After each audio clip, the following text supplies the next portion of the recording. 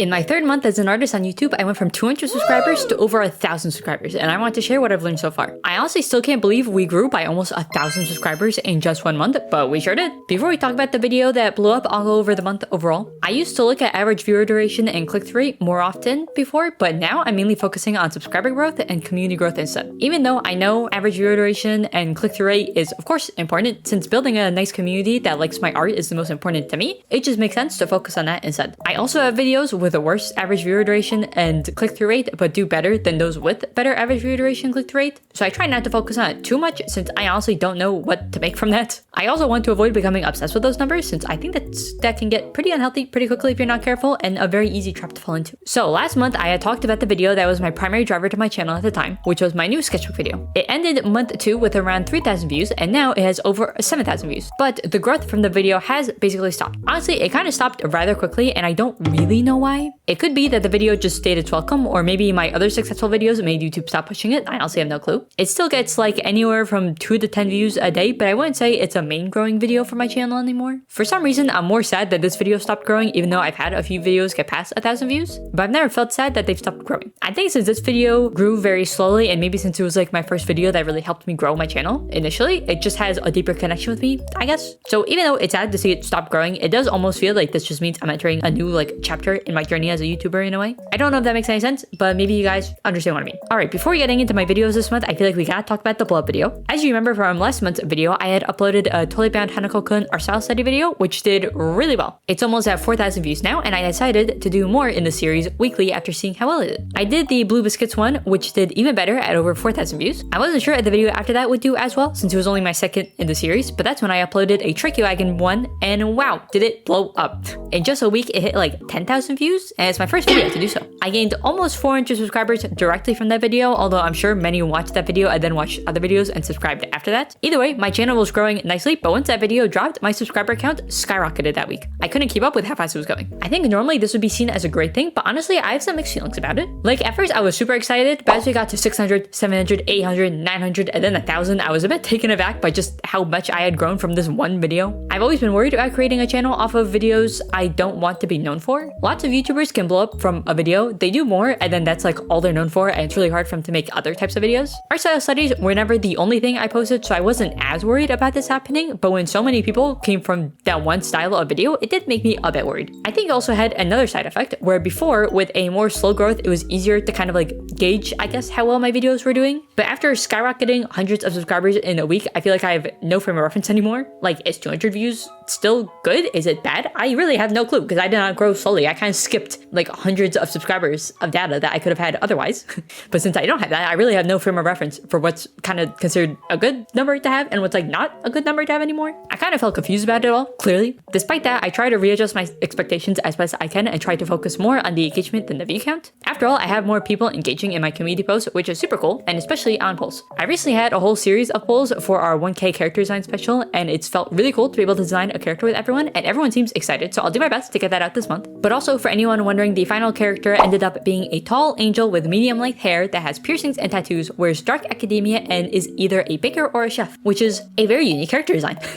I have some rough design ideas in my head, but I'm excited to explore it more in the future. I'll probably have some future updates in the community tab, and also maybe another poll or two as I design the character. So just make sure to check up on it regularly if that sounds interesting. But okay, anyways, despite the month going strong, it did dip at the very end. Like I said, I grew so fast it almost feels like my channel is kind of recovering a bit now as everything settles. While I was trying to get used to what new view counts to expect, I had quite the unexpected happen. I posted another art style study video for Kurishiro, and surprisingly, it did terribly when you compare it to everything else in the series. I was actually super surprised. I started to expect 1,000 views for every video in the series, and yet that video only got to over 300 views. I liked the video and felt like I learned a lot, so it's a shame to see it didn't do as well. I have since posted another one for Tameka, and even though that one hasn't hit 1,000 views either, it did do double the views that the Kurishiro one did. So I am kind of curious to see if my next one on My Hero Academia, which will be out on Friday, like this Friday, Friday, by the way, to see how well that does in comparison. I had started to expect 1,000 views for every video in this series, and yet that video only ever got 300 views, which is still pretty shocking. Like I said, I tried to temper my expectations, but after I have a pattern of getting over 1,000 views very easily on like every video in this series, 3 so far, I kind of figured that like, well, I guess this is just a very popular series, so I guess the baseline will be 1,000. And boy, was I wrong. I liked the video and felt like I learned a lot from it, so it's kind of a shame it didn't do as well. It sent me into a bit of a spiral, not gonna lie, and that's when I realized I was definitely getting way too caught up in the numbers on YouTube Studio and decided to try to take a step back away from the app for a bit. The end of last month and the start of this month has been a pretty messy schedule-wise since I've been pretty busy in my offline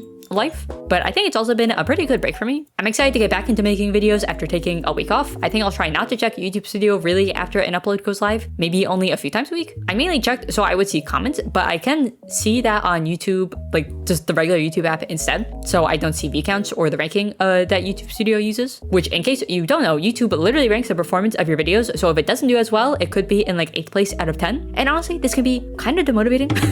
I feel like we should be able to turn that off, but there's no option to do so, and it's very easy to get like very obsessed with this number. It makes you feel like kind of bad about a video that maybe doesn't do as well, but like is like a fine video. But yeah, it's kind of interesting. So I think that's I'm going to try to not really look at YouTube Studio as often. Before I would look like every day, and especially when I was growing that 1 week, I was checking it multiple times a day because the number was going up so fast, like crazy. I was like amazed. But yeah, I think I started to create an unhealthy habit of like checking that app way too much. So I think now I'm probably gonna just limit it to maybe just a handful of times a week, maybe like 3 to 5 times or whatever. I think if I really just want to look up what the comments are, I can just do so through the regular YouTube app. Okay, with that out of the way, I'll put up how each video this month did on the screen right now. I find it really useful that I make these videos and things every month, since whenever I get into my head, I can always go back and be like, oh yeah, I'm doing better, and past me would be super happy with where I am now. Like after getting thousands of views on my art style study videos, it can kind of mess with my head for my other videos. But then I saw how I said my average views in month 2 was 70 to 100, and now it's more like 100 to 300, which is super cool. I think if I didn't do these videos and breakdowns for myself, it'd be a lot easier to get into my own head. So if you guys want to make a channel or have one, I highly recommend doing these. You don't have to make them public or anything, just like writing a little, like, I guess a journal entry or something for yourself about where you are every single month could be very nice to look back. And besides helping tempering your expectations or whatever, they can also just be like really fun to look back on. Like it's honestly kind of crazy how quickly humans get used to things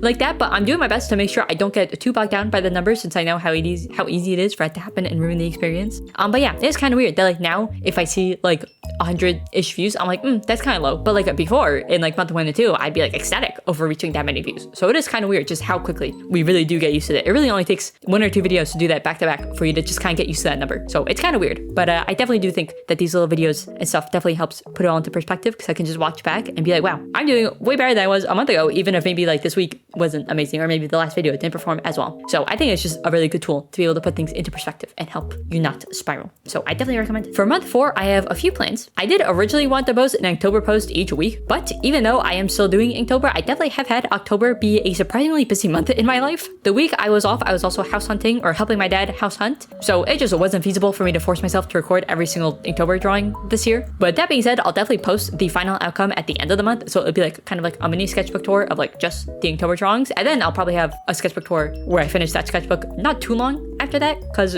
almost the entire sketchbook is done. I just got the new Sam Does Art released a sketchbook. I bought it and it just came in the mail literally while we were gone, so I'm super excited to try out that sketchbook. But so I'll probably be doing a sketchbook tour and starting a new sketchbook soon, so if that sounds interesting, yeah, maybe you should subscribe.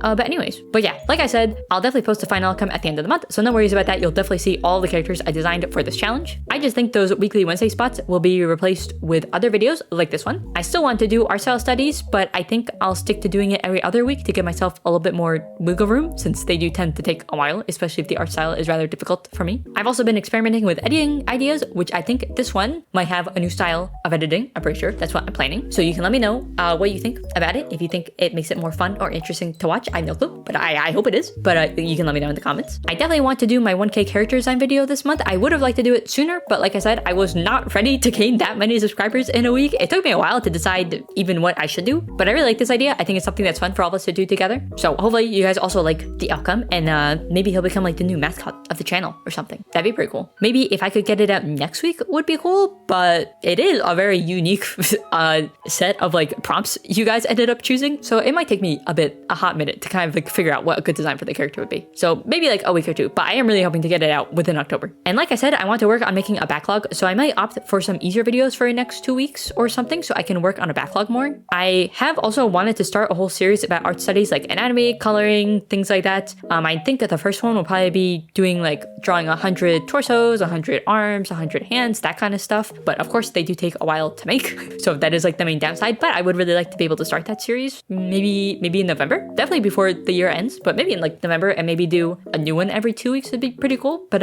we definitely have to see because they definitely do take a while. So if any of that sounds interesting, then make sure to subscribe. I actually always get a good amount of subscribers from these videos. I'm not really sure why, but I'm curious to see if it'll happen again from this video or not. And if you did subscribe from this video, please tell me why in the comments, because I'm always surprised. Like the amount of subscribers I get related to like the amount of views I get on these videos is like surprisingly high.